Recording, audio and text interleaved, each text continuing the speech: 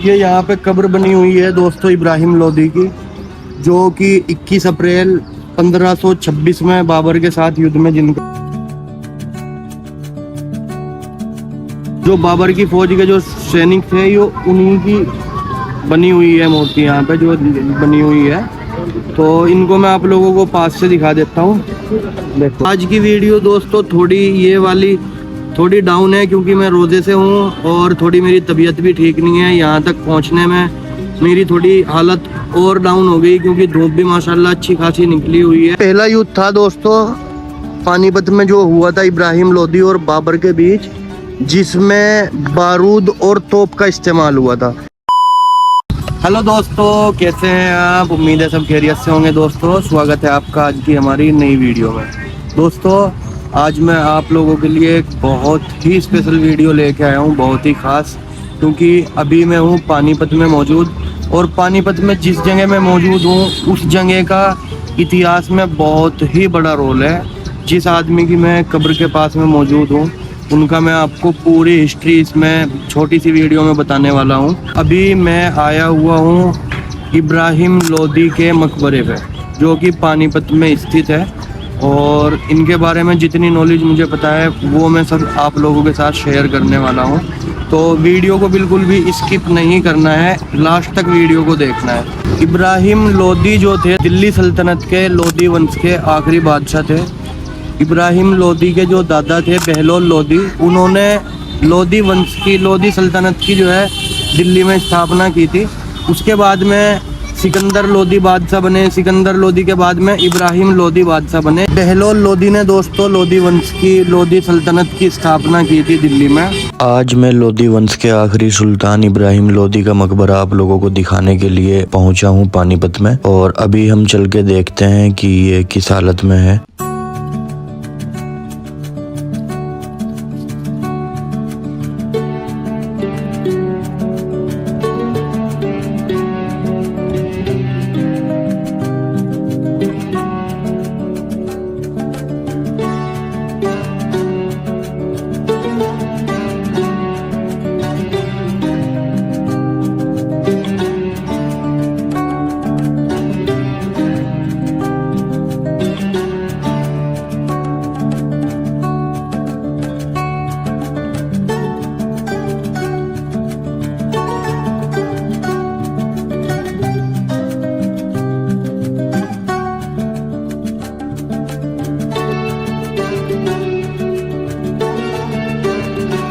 ये यहाँ पे कब्र बनी हुई है दोस्तों इब्राहिम लोदी की, जो कि 21 अप्रैल 1526 में बाबर के साथ युद्ध में जिनका देहांत हो गया था। तो उसके बाद में इनकी कब्र यहीं पे पास में नेशनल हाईवे पड़ता है, जो दिल्ली से अमृतसर नेशनल हाईवे जाता है, उसके पास इनकी कब्र थी, जो कि 1919 में ब्रिटिश सरकार ने इसको यहाँ पे ट्रांसफ़र कर दिया था, वहाँ से हटा के, क्योंकि वो हाईवे बड़ा बन गया था।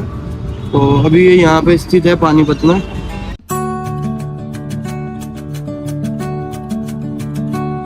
इसके आसपास दोस्तों पार्क बना हुआ है, लोग आते हैं घूमने के लिए। अभी भी काफ़ी लोग यहाँ पे पार्क में आप लोगों को मिल जाएंगे देखने को। देखो ये पार्क बना हुआ है यहाँ पे, तो आस पड़ोस में घर भी बने हुए हैं, काफ़ी सारे घर हैं यहाँ चारों तरफ, आप लोगों को देखने के लिए घर भी मिलेंगे। इब्राहिम लोदी के दादा होते थे बहलोल लोदी, जिन्होंने लोदी वंश की लोदी सल्तनत की स्थापना की थी। उसके बाद में सुल्तान बने सिकंदर लोदी, जो कि इब्राहिम लोदी के फादर थे। उसके बाद में 1516 में सल्तनत के राजा बने इब्राहिम लोदी। ठीक है, एक इब्राहिम लोदी का भाई था जलाल खान, जिसको इन्होंने जौनपुर के एरिए का राजा बना दिया था बाद में, लेकिन वो दिल्ली का बादशाह बनने की चाहत अपने दिल में रखता था। इस वजह से वो मनी मन में इब्राहिम लोदी से वो मनी मन में दुश्मनी रखता था। एक इसके इब्राहिम लोदी के शत्रु थे राणा सांगा, जो कि मेवाड़ शासक के राजा थे। उनकी 1517 में इब्राहिम लोदी से युद्ध हुआ था राणा सांगा का, जिसमें राणा सांगा की हार हुई थी। तो तब से वो मतलब जो है इब्राहिम लोदी से वो भी अपनी दुश्मनी रखते थे। उन्होंने ही राणा सांगा ने और इब्राहिम लोदी के जो भाई थे जलाल खान, उन्होंने ही, और एक इनके पंजाब के गवर्नर थे राणा सांगा ने, और इनके भाई ने जलाल खान ने, इन्होंने ही बाबर को हिंदुस्तान पर आक्रमण करने के लिए आमंत्रित किया था। उनके आमंत्रित करने से ही बाबर को इतनी हिम्मत मिली थी कि उसने आगे इब्राहिम लोदी से जो है युद्ध के लिए उसने पहल की थी। और इस युद्ध में दोस्तों, इस युद्ध में बाबर की जो सेना थी केवल 20,000 सैनिक थे बाबर के, और जो इब्राहिम लोदी के सैनिक थे वो थे 1 लाख।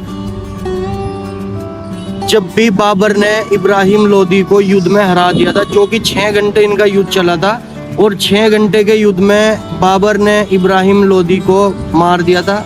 उस युद्ध से ही लोदी वंश का जो राज था वो खत्म हो गया था। उसके बाद में बाबर ने इब्राहिम लोदी को हराने के बाद में ही मुगल साम्राज्य की स्थापना हिंदुस्तान में की थी। तो ये जो कब्र है यहाँ पे इब्राहिम लोदी की, और ये जो जगह है, ये इतिहास के मामले में बहुत ही महत्व रखते हैं दोस्तों, ठीक है। क्योंकि लोदी का जो है मकबरा दिल्ली में भी है, लेकिन इनकी जो मेन कब्र है वो पानीपत में है। एक ग्वालियर के राजा थे विक्रमजीत सिंह, जो कि बाबर ने इनके साथ में ही युद्ध में उनको भी मार दिया था, लेकिन उनकी यहाँ पे कोई निशानी नहीं है, सिर्फ इन्हीं की है, इब्राहिम लोदी की।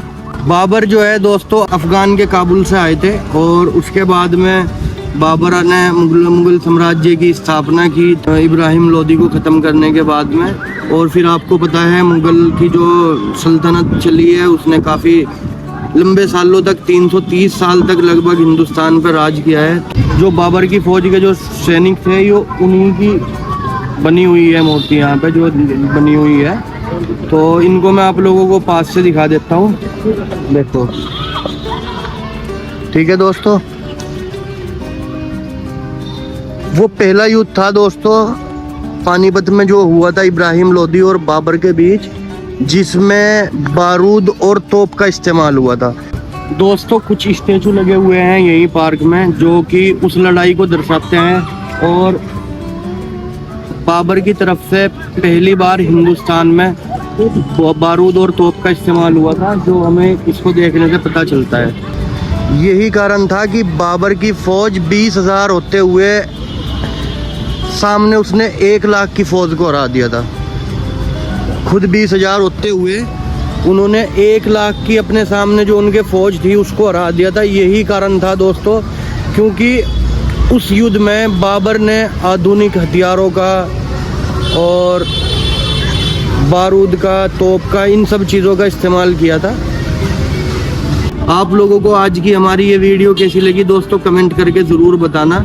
मिलते हैं नेक्स्ट व्लॉग में। आज की वीडियो दोस्तों थोड़ी डाउन है क्योंकि मैं रोज़े से हूँ और थोड़ी मेरी तबीयत भी ठीक नहीं है। यहाँ तक पहुँचने में मेरी थोड़ी हालत और डाउन हो गई क्योंकि धूप भी माशाल्लाह अच्छी खासी निकली हुई है।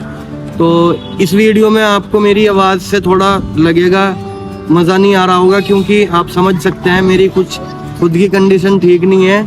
बाकी दोस्तों आप लोग कमेंट करके ज़रूर बताएं आपको हमारी वीडियो कैसी लगी। मिलते हैं नए व्लॉग के साथ, तब तक के लिए अल्लाह हाफिज़।